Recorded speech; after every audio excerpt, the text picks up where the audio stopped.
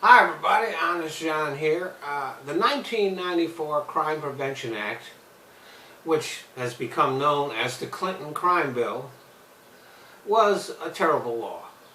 Poorly conceived, badly written, and it helped to increase the incarceration rate to unprecedented levels. Although that's a little bit exaggerated because most of that incarceration rate has been caused by the states enacting their own three strikes laws. Most crimes are state crimes. The crime bill dealt with federal crimes, but it served as a model for those states. So yes, it can be blamed for helping to increase the incarceration rate. Some people cite it as proof that the Clintons and Joe Biden are racist. Nothing could be further from the truth. The truth is always much more complicated than people like to deal with. So first, a little background. Leading up to the passage of the bill, there were 3 decades of rising crime rates. And then the crack epidemic hit the inner cities and all hell broke loose. The crime rate spiked, and crack not only fueled addiction and violent crime, but it also financed the rise in gang activity. All of a sudden, these gangsters had a lot more money. They were able to do a lot more stuff. So there was a lot of fear, justifiably so. There was a lot of fear and anxiety in the black community. And so the black community demanded that something be done. Black leaders, civil rights leaders, even came out and said that if all of this crime and violence were happening to white people, then the government would do something. So it was actually lack of government action that was seen as a sign of racism, not the crime bill itself.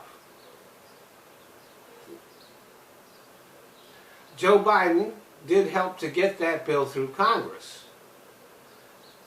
But so did black members of Congress, like, for example, Charles Rangel. Even before Bill Clinton got elected, Rangel was having meetings with Richard Nixon demanding that he take a tougher stance on crime. So that bill was being worked on before the Clinton administration. It was just passed during that administration.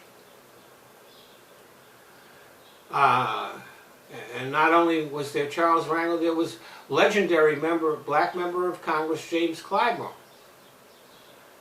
and Kwasi Mifune, who was the leader of the Congressional Black Caucus.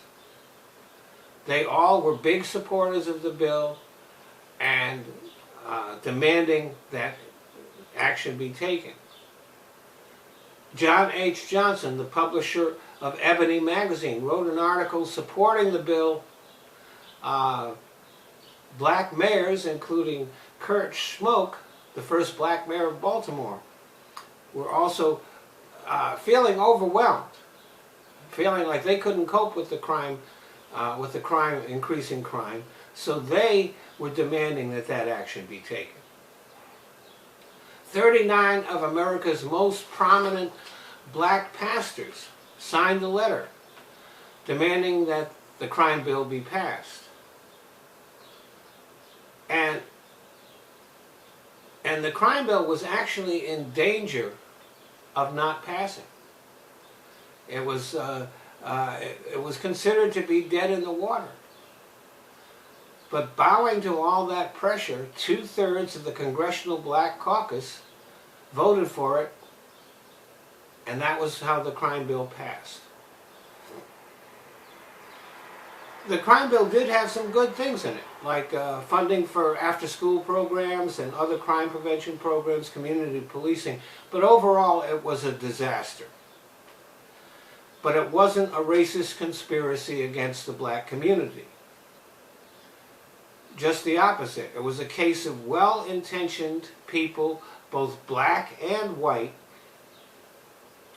coming together to try to solve a problem. But they were overreacting to the hysteria, and they really didn't understand what they were doing.